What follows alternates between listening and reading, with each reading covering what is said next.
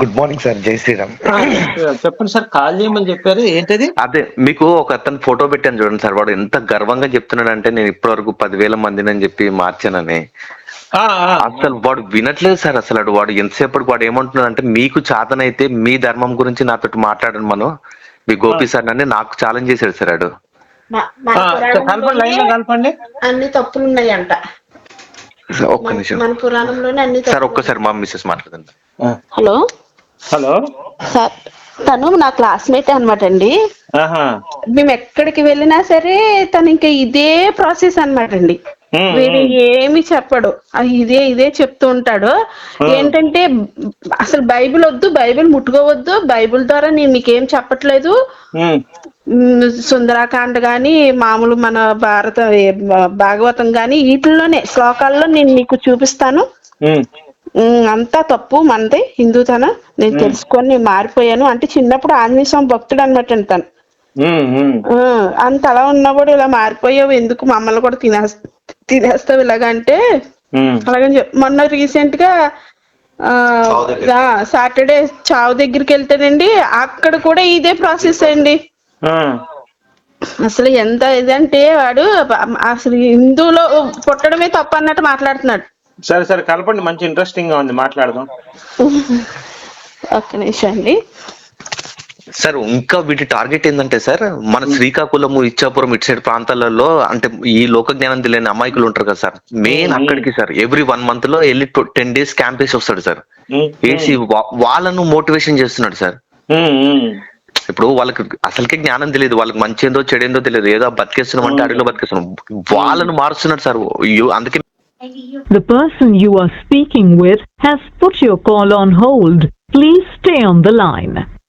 మీరు మాట్లాడుతున్న వ్యక్తి మీ కాల్ ను హోల్డ్ లో ఉంచారు, దయచేసి లైన్ లో వేచి ఉండండి.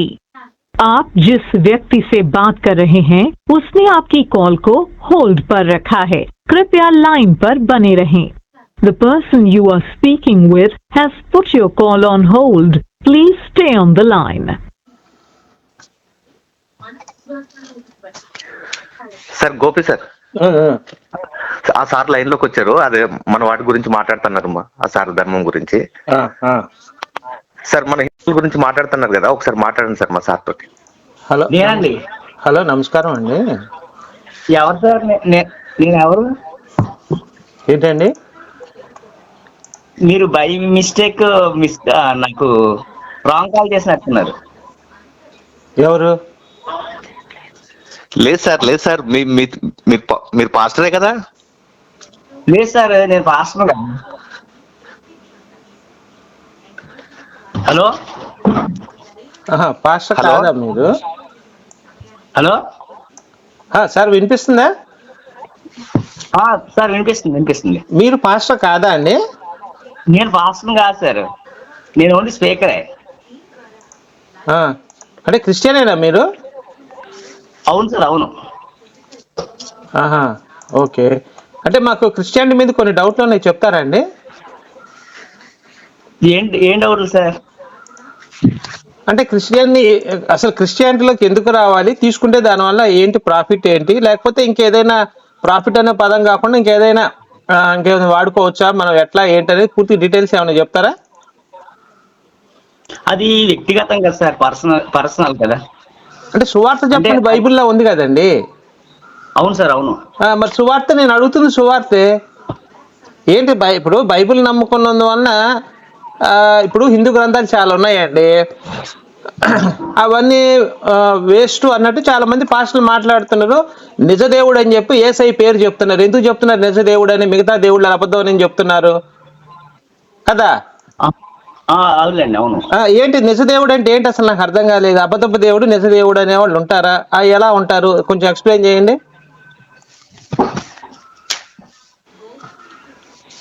అంటే నిజ దేవుడు అంటే దేవుడికి కొన్ని కొలమానాలు ఉన్నాయి కదండి. ఓకే. అంటే సర్వాంతర్యామి అయి ఉండాలి, సర్వశక్తిమంతుడు అయి ఉండాలి, సర్వ వ్యాపకుడు అయి ఉండాలి, కామ క్రోధ లోభ మోహ మదమత్సరాలు జయించిన వాడై ఉండాలి, ఈ లక్షణాలు ఆ. ఈ కొలతలు సరిపోయే విధంగా ఒక వ్యక్తి ఉండగలిగితే అతను ఆ. మనం దేవుడిగా అంగీకరించగలుగుతాం ఆ, ఆ.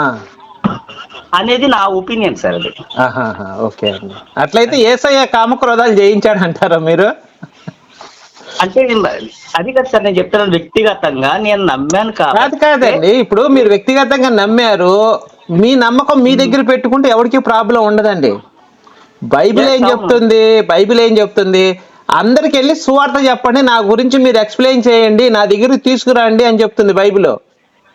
ఇక్కడ అబ్జెక్షన్ ఉంది అందరికి. అది చేసేవాళ్ళు చేస్తారు సార్. మీరు సువార్త మీ పేరండి? నా పేరు శ్రీనుబాబు సార్. ఆ? శ్రీనుబాబు సార్ నా పేరు. శ్రీనుబాబు గారు, ఇప్పుడు బైబిల్ ఏం చెప్తుంది? అందరినీ తీసుకురమ్మని తన మతంలో చేర్చమని చెప్తుంది కదా. అలాగే ఎక్కడా చెప్పలేదు సార్, మతంలో చేర్చమనేది ఏం చెప్పలేదు.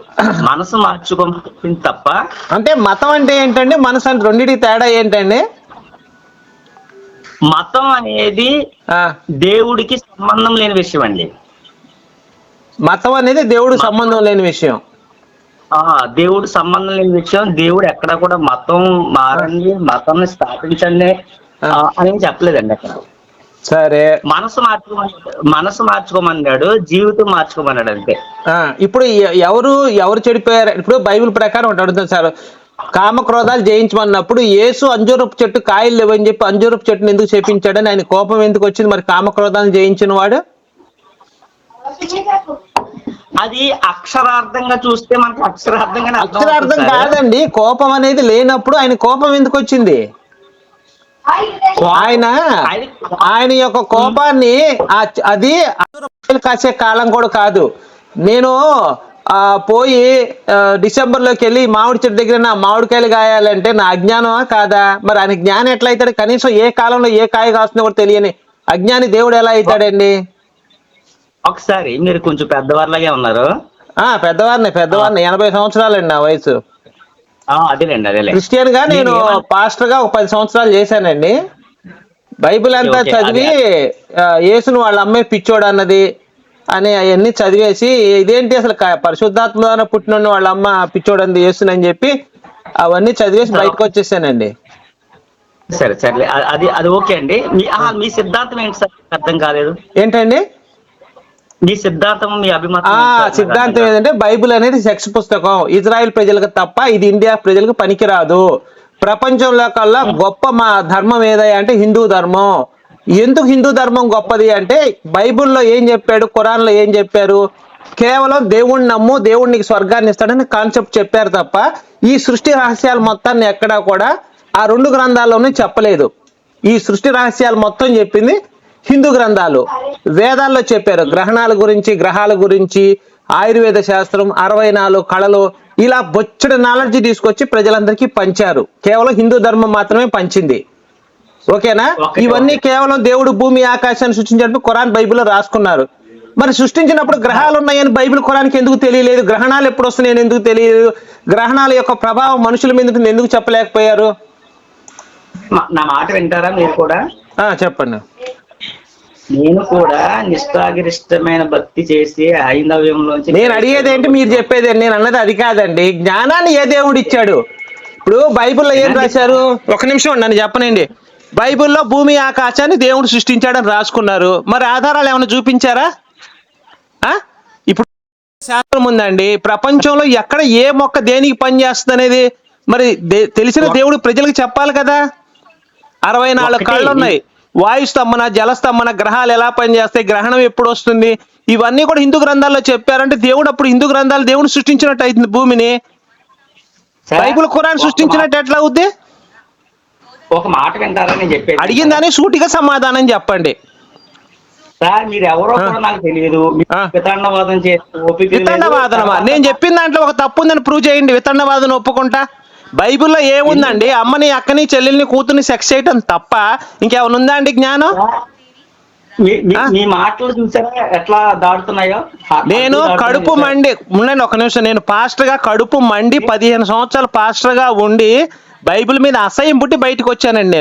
నా కడుపు మంట అలానే ఉంటది. మరి ఓకే సార్, ఒక సెక్స్ పుస్తకాన్ని తీసుకొచ్చి హిందువుల దగ్గర తీసుకొచ్చి ఇది జ్ఞాన గ్రంథం, గొప్ప గ్రంథం అని చెప్తున్నారండి. జ్ఞాన గ్రంథాలు ఏవి? మన వేదాలండి, పురాణాలు, ఉపనిషత్తులు ఎంతో జ్ఞానాన్ని ఇచ్చారు. మనిషి ఎలా జీవించాలి, మనిషి ఎప్పుడు ఎలా పుడతాడు, ఎలా చనిపోతాడు, ఏమవుతాడు, నువ్వు ఎలా బతకాలి, తల్లిని ఎలా గౌరవించాలి, తండ్రిని ఎలా గౌరవించాలని చెప్పి దేవుడే స్వయంగా రాముడు అవతారం ఎత్తి ప్రజలందరికీ తెలియజేశాడండి. మీరు మాట్లాడేస్తున్నారు తప్ప నేను చెప్పేది వినట్లా. మీరు చెప్పండి. మాట్లాడేస్తున్నారు కానీ నేను మాట్లాడిన దాంట్లో తప్పుంటే చెప్పండి. మీరు మరలా అదే అంటారు. అసలు నన్ను మాట్లాడడానికి ఛాన్స్ ఇస్తారా? మీరు మాట్లాడేసుకోండి. చెప్పండి. మీరు చెప్పండి. మీరు చెప్పాలి అంతే. నన్ను మాట్లాడినట్టుగా నేను అడిగే ప్రశ్నలకు మీరు టగటగా సమాధానం చెప్పాలా? సార్ ఒక్క విషయం గుర్తుపెట్టుకోండి, నేను హైందవ్యం నుంచి క్రైస్తవంలో. నువ్వు ఎక్కడి నుంచి వచ్చావు నాకెందుకు స్వామి చెప్పది? నువ్వే పిచ్చి మాట నువ్వు హైందవం నుంచి వచ్చా లేదా ఇస్లాం నుంచి, నాకెందుకు? అసలు జ్ఞానం ఏముందో చెప్పు బైబిల్లో ముందర. అసలు మీరెవరండి నాకు ఫోన్ చేసి నన్ను అడుగుతారు? నేనేమన్నా మీ దగ్గరికి వచ్చి అడిగానా మిమ్మల్ని మారండి అని చెప్పేసి మీ ఏసయ్య ఇప్పుడు మీ ఏసయ్య ఏం చెప్పాడు? సర్వలోకానికి వెళ్ళి సృష్టి సువార్త చెప్పమన్నాడు. నేను అడుగుతున్న సువార్త గురించే చెప్పమంటున్నా. నేను హిందూ గ్రంథాలు నమ్మాను కాబట్టి హిందూ గ్రంథాల్లో ఏముందో నేను తెలుసుకున్నాను. మీరు బైబిల్లో ఏముందో తెలుసుకుని మీరు చెప్పండి. నేను చెప్పను, నా ప్రవృత్తి అది కాదు. నేను అదే చెప్తున్నా. హైందవ్యం నుంచి నేను వచ్చాను. నాకు తెలిసిన నాలెడ్జ్ ప్రకారం ఏం చేశారు, వచ్చి ఏం నేర్చుకున్నారు చెప్పండి. సరే పోనీ బైబిల్లో మీరు ఏం నేర్చుకున్నారు చెప్పండి, నేను తెలుసుకుంటాను, నేను కూడా వస్తాను. బైబిల్ పక్కన పెట్టండి. హైందవ గ్రంథాల నుంచి నేను అడిగాను అనుకో, మీరు హర్ట్ అవుతారు. కానీ నేను ఎందుకు హర్ట్ అవుతాను? అసలు హైందవ గ్రంథాలు ఇప్పుడు మీ అమ్మగారి పతివ్రత, మీ చెల్లెల పతివ్రత, ఈ పదాలు ఎక్కడి నుంచి వచ్చినాయి? మేరీ బైబిల్లో పతివ్రత ఎక్కడైనా ఉందా? ఎక్కడైనా ఉందా? మీ అమ్మగారు పతివ్రతని ఈరోజు గర్వంగా చెప్పుకున్నారంటే హైందవ ధర్మమే కారణం. మీ అమ్మగారు చీర కట్టుకుని అందరూ నమస్కరిస్తున్నారంటే హైందవ ధర్మమే కారణం. మీరు విదేశాలకు వెళ్ళి చూడండి, బైబిల్ నమ్మిన విదేశాలకు వెళ్ళి చూడండి, కడ్రాయిలు బ్రాలు వేసుకొని తిరుగుతుంటారు. మీరు హైందవ ధర్మాన్ని విమర్శించేంత స్థాయా మీది? ఇండియాలో ఇండియా వాళ్ళు విదేశాల్లో మీ అమ్మగారి సంగతి చెప్పండి. విదేశాల సంగతి ఎందుకండి? మీ అమ్మగారి సంగతి చెప్పండి. మీ అమ్మగారు మీ భార్య గారు కానీ ఎలా ఉంటారు? కడ్రాయిలు బ్రాలు వేసుకొని తిరుగుతుంటారా? మీరు మొబైల్స్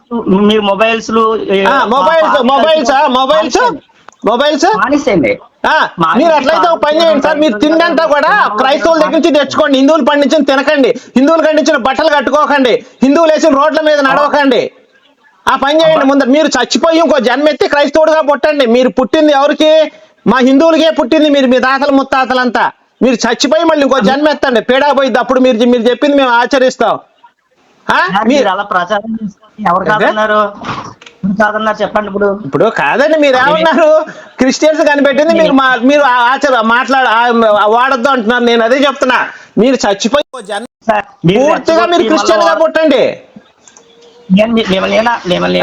లాగా మాట్లాడుతూ వాళ్ళు కనిపెట్టిన వాడితే తప్ప వాళ్ళు వ్యాపారం చేసుకున్నా నేను కొనుక్కున్నాను ఊరకనే ఇచ్చాడు వాడు నాకు క్రైస్తవుడు. నేను మిమ్మల్ని కించపరిచే విధంగా తెక్కలాగా మాట్లాడతావే నువ్వు అన్ని? అవన్నీ ఎవడు థర్డ్ స్టాండర్డ్ చదివినోడు మాట్లాడే మాటలు నువ్వు చెప్పాయన్ని. అయితే హై స్టాండర్డ్ మాట్లాడే వాళ్ళు మాట్లాడుంటాయి కదా.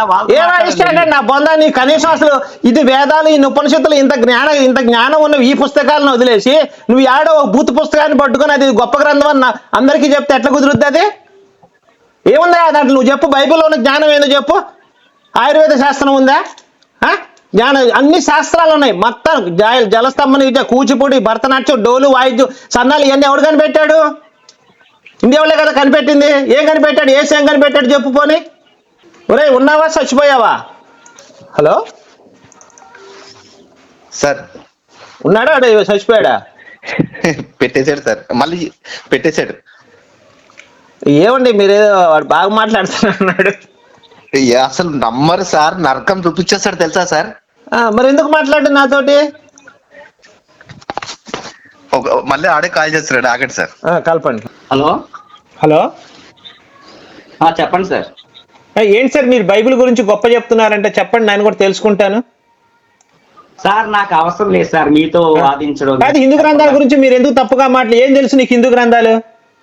నేనేం చెప్పాను సార్? ఎక్కడ చెప్పాను? ఎవరితో చెప్పాను? అసలు ఏం చదివావు నువ్వు? హిందూ గ్రంథాలు 4 వేదాలు ఎన్నో తెలుసా నీకు? పురాణాలు ఎన్నో తెలుసు? ఉపపురాణాలు ఎన్నో తెలుసా నీకు? ఉపనిషత్తులు ఎన్నో తెలుసా? చెప్పానా నాకు తెలుసని? మీరు ఎవరు సార్ అసలు? కదా నువ్వు నమ్ముకుంటే యేసుని నమ్ముకో. ఆ వ్యభిచారికి పుట్టాడు యేసు, మరి అమ్మ యేసులో పరిశుద్ధాత్మతో కడుపు చేయించుకుంది, భర్తతో కడుపు చేయించుకోకుండా. అలాంటి దాన్ని తీసుకొచ్చి దేవుడు అని ఎలా చెప్తారు మీరు? ఫోన్లే మీ నమ్మకం మీది, నా నమ్మకం నాది. వదిలే నమ్మకం కాదే, నువ్వు అందరికి చెప్తున్నావంట కదా, మతం మారుస్తున్నావంట కదా అందరికి చెప్పి, సువార్తలు చెప్పి. ఎవడు సార్ మీకు చెప్పినవాడు? ఎవడు సార్? నాకు ఎవడో చెప్పాడులే, నువ్వు చేస్తున్నావా లేదా? నేనేం పాస్టర్ ఏంటి చేయడానికి? కాదు, అసలు నువ్వు సువార్తలు చెప్తున్నావా లేదా జనాలకి? ఎక్కడ చెప్పాను? మీకేమైనా ఎవిడెన్స్ ఉంది మీ దగ్గర? ఉంది, ఎవిడెన్స్ ఉంది. ఎవిడెన్స్ ఇప్పుడు నేను ఒక ప్రశ్న అడుగుతాను చెప్పు. మొగుడుతో కాకుండా వేరే వాళ్ళతో కడుపు చేయించుకున్న దాన్ని వ్యభిచారి అంటారంటారా మన భాషలో?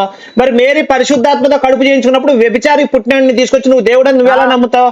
నేను నిన్నే అడుగుతున్నా డైరెక్ట్ గా, సువార్తలకి వార్తలు తీసి నిన్ను ప్రశ్నిస్తున్నా నేను. మొగుడుతో గర్భం చేయించుకోకుండా పెళ్లికి ముందరే కాలు జారిన దాన్ని పట్టుకొని వచ్చి పతివ్రతాన్ని నువ్వు ఎలా చెప్తావు? అసలు ఎలా నమ్మావు నువ్వు చెప్పు, ఫస్ట్ దీనికి సమాధానం చెప్పు.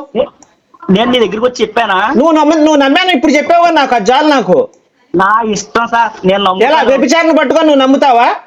నేను నమ్ముతాను సార్. అంటే నీ కుటుంబ సభ్యులు వ్యభిచారం చేసినా నీకు అభ్యంతరం లేదా? ఇప్పుడు మీరు అట్లా కాదా, నువ్వు ఇప్పుడు వ్యభిచారాన్ని నువ్వు సమర్థిస్తున్నా, నువ్వు ఒప్పుకున్నావు అంటే నీ కుటుంబ సభ్యులు వ్యభిచారం చేసి రేపు పొద్దున్న బిడ్డలు కానీ నీకు అభ్యంతరం లేనట్టాగా? హలో హలో సార్ పెట్టేశాడు సార్. హలో సార్, ఎత్తాడండి? లేపట్లేదు సార్ వీడు. అయితే ఇప్పుడు ఎక్కడన్నా ఏదైనా నలుగురు మధ్యలో చావు దగ్గరికి వెళ్ళినా ఎక్కడికి వెళ్ళినా వీళ్ళు విట్టంతా వాదం ఎక్కువైపోయింది సార్. అసలు ఆర్గ్యుమెంట్ లో కూడా అసలు అరే ఇది కరెక్ట్ కాదు ప్లేస్, తర్వాత ఎక్కడన్నా మాట్లాడదామన్నా కూడా అబ్బే నలుగురు మధ్యలో వీళ్ళకి నచ్చిందే, అంతకని కరెక్ట్ ఏమన్నా అంటే డిబేట్ కి రా అంట. మరి అప్పుడు ఎత్తట్లేదు కదండి అసలు, వాడు మీరు చెప్పినంత వాడు మాట్లాడట్లేదు కదా. అదే అంటారు, హనుమంతుడు ఎదురుగా వచ్చి మాట్లాడితే ఎవడు మాట్లాడతాడు సార్? మరి అసలు మీరు నమ్మరు, మీ వీడియోస్ చూడడం మూలన నాలో వచ్చిన ధైర్యము, నేను ఎదిరించే ఒక్కొక్క మాట మాట్లాడే డిబేట్ లో ఒక రేంజ్ లో ఉంటుంది సార్. అర్థమైందా? మీకు తెలీదు, నేను కనీసం 3 సంవత్సరాల నుంచి నేను మీ వీడియోస్ వింటున్నా. నేను అసలు ఏముంది సార్ బైబుల్లో అమ్మని అక్క చెల్లెని దెంగటం తప్ప ఏమన్నా జ్ఞానం ఉందా అండి దాంట్లో? ఏం లేదు సార్, ఏమీ లేదు. ఇప్పుడు పంతులు గారు అరుగు మీద కూర్చొని నా జీవితం కాదండి, పంతులు గారు అరుగు మీద కూర్చొని గ్రహణం ఎప్పుడు వస్తుందో చిటికెల్లో చెప్పేస్తాడు అని చెప్పానండి బైబిల్ చదివినోడిని. వాళ్ళకి ఎంతసేపటికి ఒకటే, నీరు కారెను పాపాల కోసం ఆయన పుట్టెను, పాపాల కోసం రక్తం కార్చిండు, మన కోసం వచ్చిన దేవుడు అంతే. ఆ ముక్క పట్టుకొని రక్తం కార్చింది యేసుగాడి కాదు సార్, మన తల్లి డెలివరీ అయినప్పుడు లీటర్ల రక్తం పోయి మనకు జన్మనిచ్చి తన పేగు కోయించుకొని మనకు పుట్టిన తల్లి కంటే ప్రపంచంలో ఎవరు గొప్ప అండి? ఈ బేవర్సన కొడుకు లేనే లేదు సార్. ఈ బేవర్సన కొడుకు వేసుకున్నా ఏ మాల వేసుకున్నా మనం ఫస్ట్ ఇంటికి వచ్చి తల్లిదండ్రులకి కాళ్ళకి దండం పెట్టుకున్న తర్వాతనే ఇదైతాం సార్. ఆడికి ఏ జ్ఞానం ఉందండి పిచ్చిముండా కొడుకు? నాకు దొరికితే బండి ముక్కలుగా నరికేసేవాడిని, నాడు దొరకట్లేదు నాకు. సార్ ఫేస్బుక్ లింక్ పెడతా, లింక్ లో కూడా కొంచెం టైం దొరికితే ఒకసారి చూడండి సార్. ప్రతి ఎవిడెన్స్ మీకు మాట్లాడడానికి ఇదిగా అవుతుంది. సువార్త చెప్పలేదు అంటున్నాడు కదా, శ్రీకాకుళం ఇచ్చాపురంలో మారుతి వ్యాన్ వేసుకొని క్యాంపింగ్ పిల్లల పిల్లల్ని వదిలేసి 20 రోజులు. వీడొక పాస్టర్ సార్, వీడు మరి పాస్టర్ కాదంటున్నాడు. సవాలే లేదు పాస్టర్. వీడి గురించి మొత్తం గ్యాదరింగ్ చేసుకొని వీళ్ళ ఫ్రెండ్ సర్కిల్లో మొత్తం, నేను పాలకొల్లో హైందవ ధర్మం నేను స్క్రీన్ షాట్ తీసి పెడతా, ఆ గ్రూప్ లో ఉన్న వాళ్ళు మొత్తం ఇది చేసుకొని మొత్తం అంతా లాక్కొచ్చినాం సార్. హలో హలో సార్ చెప్పండి. ఉదయం మాట్లాడారు కదమ్మా మీరు? అవునండి. అంటే అది యూట్యూబ్ లో పెట్టచ్చా అమ్మా? పెట్టుకోండి సార్. మీ వాయిస్ కూడా వచ్చింది నాతో మాట్లాడి. పర్వాలేదు సార్, పెట్టండి సార్, పెట్టండి. మీ వాయిస్ వచ్చింది కదా అందుకని. ఏం పర్వాలేదు సార్, అలాంటి చూసి మేము ఇన్స్పైర్ అయ్యి మేము చెప్పాం కదా, మమ్మల్ని చూసి ఇంకొంతమంది ఇన్స్పైర్ అవుతారు. తప్పకుండా అమ్మా, నేను రేపు మార్నింగ్ పెడతాను. ఓకేనండి, ఓకే పెట్టండి సార్. మేము మార్నింగే పెట్టారేమో అని మేము అన్ని సెర్చ్ చేసేసాము. లేదు రేపు సాయంత్రం 5ంటికి పెడతాను, మీరు చూడండి. రేపు సాయంత్రం 5ంటికి వస్తుంది. ఓకే సార్, ఒకసారి ఈయన మాట్లాడతారండి సార్. జై శ్రీరామ్. మీరు మాట్లాడుతుంటే మధ్యలో పీటర్ సార్ అని ఇంకో సార్ వస్తాడు కదా, ఆ సార్ ని కూడా కలిపి ఒకసారి ఇంకొక వాయిస్ కూడా రెడీ చేయండి సార్. వాడు అసలు ఫోన్ ఎత్తే కదండి, వాడు అందుకే ప్రవీణ్ కుమార్ సార్ తోటి మాట్లాడాను. ప్రవీణ్ కుమార్ సారు సేమ్ ఏరియాలో మాకు ఒక మీటింగ్ అరేంజ్ చేయండి అన్నారు. నేను అక్కడ మన సనాతన ధర్మం గ్రూప్ లో 500 మంది ఉన్నారు, వాళ్ళతో నేను మాట్లాడుతున్నా. ఈ 4-5 రోజుల్లో నేను అక్కడ అరేంజ్ చేస్తా. ఈ నా కొడుకు మీరు చెప్పినంత లేదండి, వాడు అసలు భయపడి చూస్తున్నాడు. సార్ ఫేస్బుక్ లో మొత్తం అన్ని డిలీట్ చేసేసాడు. ఎందుకు? భయం సార్, ఉచ్చబడిపోయింది అడిగి. అదే నేను మాట్లాడేసరికి కాంటే అడగండి మా అమ్మాయిని. అది దూరం ఊర్లో వెళ్ళి అందరినీ మార్చిని అయ్యి ఫేస్బుక్ లో పెట్టాడు కదండి, అవన్నీ తీసేసాడండి దెబ్బకి. ఫేస్బుక్ లో అవన్నీ తీసే ఏంటంటే నాకు మెయిన్ కోపం ఎక్కడ వచ్చిందంటే అండి, వాళ్ళ పిల్లలు ఉన్నారు, చిన్న పిల్లలండి, మామూలుగా 7th 9th అట్లా చదువుతున్నట్టున్నారు. ఆ పిల్లలు కూడా ఎవరైనా బొట్టు పెట్టుకెళ్తే చెరిపేసి ఆ దేవుడు నిజమైన దేవుడు కాదు, మీరు నమ్మకండి అని చెప్తున్నారు. అయ్యో, వాళ్ళు కూడా సండే వస్తే వాళ్ళ నాన్నకల్లా వాళ్ళు పాటలు పాడడానికి వెళ్తారు. వాళ్ళ నాన్నకన్నా ఫాస్ట్ గా వీళ్ళ వాక్యం చెప్పేస్తున్నారు. వీడికి అంతా భయం పట్టుకున్నట్టయితే మన దెబ్బకి. భయం పట్టుకుందండి మొత్తానికి. దెబ్బ గట్టిగానే, అంటే యూట్యూబ్ లో చూసుంటాడు, మీ గురించి ఐడియా ఉండుంటది, అంటే దెబ్బకి భయం పట్టుకుని మొత్తాన్ని తీసేసాడు. కానీ ఎప్పుడైనా సరే ఈ మధ్యలో ఎప్పుడైనా మేము మళ్ళీ మా ఫ్రెండ్స్ మీట్ అయితే కనుక నేను ఖచ్చితంగా వాడు మాట్లాడింది వీడియో మీకు పెడతానండి. అసలు రెచ్చిపోతాడు అనమాట అండి. మొన్న చెప్పాను కదా, మొన్న సాటర్డే మేము చెప్పాను కదా, చనిపోయిన దగ్గరికి వెళ్తే బైబిల్ సంగతి వదిలే, బైబిల్ గురించి కాదు, మన సంస్కృతిలోను మన సంబంధించిన గ్రంథాల్లోంచి నీకు నేను చూపిస్తాను అని సవాల్. వాడు టాపిక్ ఎత్తలేదు అసలు. నేను ఎత్తుతాడేమో చూసాను, హిందూ గ్రంథాల గురించి క్వశ్చన్ అడుగుతాడేమో. ఏంటి ఆ రోజు అన్నాడు, నేను సుందరకాండ చదివాను, అవి చదివాను, ఇవి చదివాను, అన్ని చదివాను. ఏంటి అప్పట్లోనే 11 రూపాయలు నాకు ఇచ్చి నా కాలికి దండం పెట్టుకునేవారు, నాకు తాంబూలం ఇచ్చి. నేను అంతగా దేవుడి గురించి తెలుసుకున్నాను, కానీ నిజమైన దేవుడు ఎవరో తెలుసుకొని నేను మారిపోయాను. వీలైతే నేను చెప్పొచ్చు కదమ్మా, నేను సువార్త కదా అడిగింది, నేను ఇంకా నెక్స్ట్ అడగలేదు. అదేనండి, మరి ఎందుకని భయపడ్డాడో మరి ఏంటో నాకు అర్థం కావట్లేదు. కానీ మా ఫ్రెండ్స్ ఉన్నారండి, ఈ మన సనాతన ధర్మంలో గ్రూప్